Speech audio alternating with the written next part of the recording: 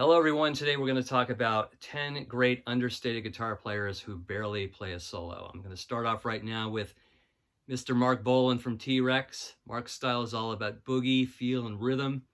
Essential part of the T-Rex sound, along with Flo and Eddie and the bongos and the whole thing. But Mark just stays true to his spirit, a lot of great rhythm playing. When he does go off on a little solo now and then, it's very understated, like on Lean Woman Blues off this album. And at the end of Buick McCain, he does a little bit of noodling, soloing at the coda at that song. But great guitarist, in my opinion, Mark Bolan from T-Rex. One of the most underrated guitarists, in my opinion, is Dave Gregory from XTC. This guy is a phenomenal guitarist. Unfortunately, they never gave him a ton of room to go off. A couple of songs where he really cements his particular style, though, is that's really Supergirl off of the Skylarking album. There's another great solo he does. It's very Steely Dan-ish off of the Ragbone and Buffet compilation called The World is Full of Angry Young Men. Amazing solo. And then there's another one off of the Non-Such album called That Wave. But Dave Gregory is basically like, he's like a studio pro, you know. He's done a lot of solo work for Peter Gabriel and Kate Bush and just a lot of other artists. Very sought after guitar player. He's phenomenal. He has a lot of great tutorial videos on YouTube you want to check out sometime. But just a phenomenal guitarist, Mr. Dave Gregory, right here, right here from XTC.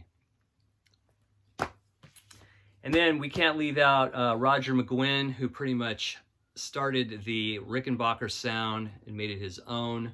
I mean, it was started a little earlier, but I mean, let's face it, this guy's phenomenal.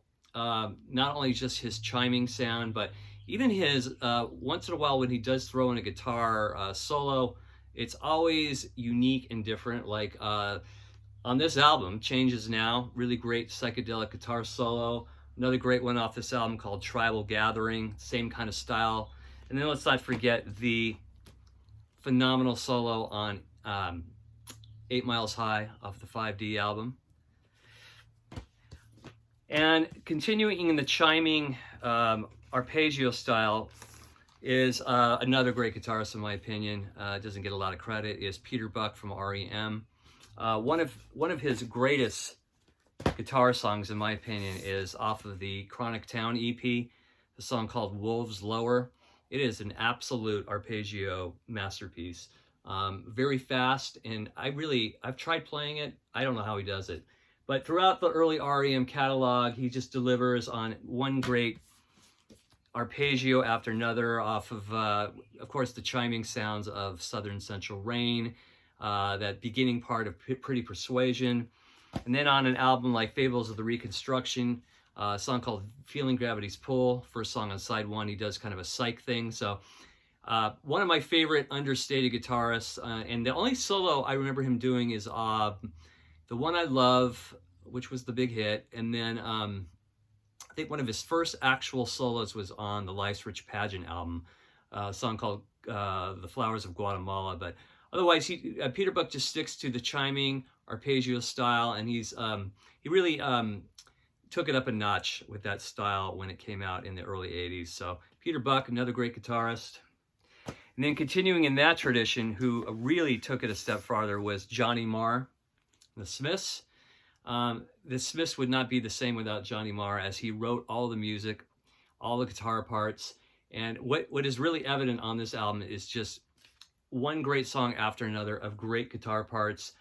What different doesn't make. These things take time. Of course, the kind of Bo Diddley vibrato of How Soon Is Now.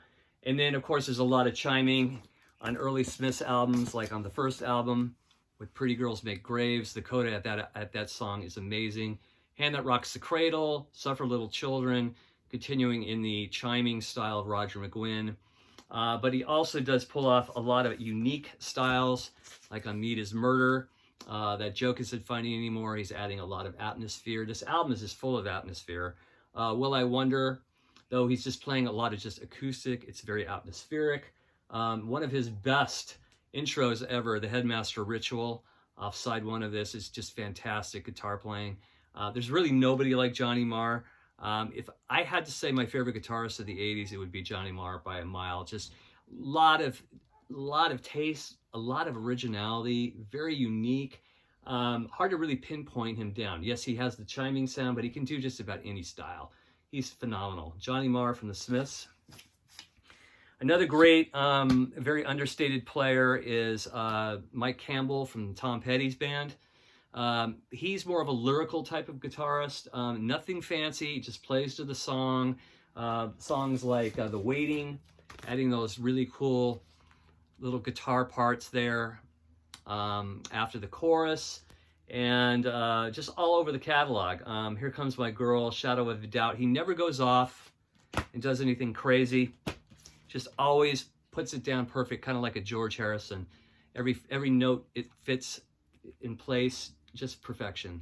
So another great one, Mike Campbell of Tom Petty. And then another really underrated guitarist, very understated but phenomenal, is Alex Chilton.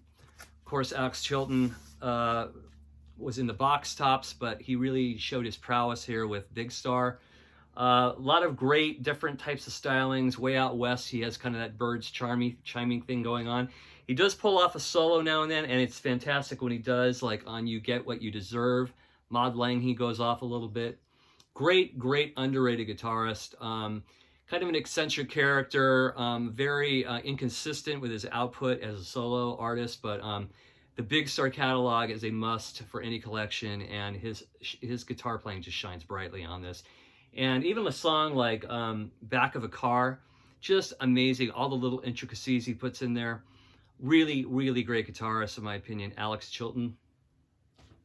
Another great guitarist who doesn't get a lot of credit, because I think the keyboards kind of overtakes a lot of Elvis Costello's early work, but man, he pulls off some great stuff on these albums, Elvis Costello. Party Girl has kind of a cool little Abbey Road kind of lick there at the end. And then even like on an album like This Year's Girl, or This Year's Model, there's like he pulls in little cool little licks, like on I Don't Want to Go to Chelsea, Night Rally. I mean, he's really underrated. I saw him a few months back in Thousand Oaks, and he ended the show with a song called I Want You off Blood and Chocolate, and he was actually going off on the guitar. I've never seen him do that, and it was fantastic. So another underrated, understated, great guitarist here, Elvis Costello. Another great one is Mick Jones from The Clash. His style is all over London Calling. Nothing flashy, great tone, guitar tone, just putting notes where they need to be. Even on the early stuff like the first Clash album. Great punk guitar player, nothing too fancy, just great rhythm style. And again, I always loved his tone, Mick Jones. A song like Remote Control, he does pull in a little solo lick there in the middle of the song, but another great player. And then from the 90s, another great player is Kevin Shields from My Bloody Valentine. This whole album, I don't think there's hardly a solo to be found, but there's thousands of guitars being overdubbed all over these songs. A favorite of mine has always been Blown a Wish. It's just unlike any other song you ever hear. So there's a few for you there, folks. I'm a big fan of understated playing. Of course, I love all the great guitar players who can play a million notes a minute, but there's nothing like a great song with great understated playing supporting the song. So anyway, that's it for today, folks. Thanks for watching. Please hit subscribe, and everybody have a great day. Thank you so much. Bye-bye.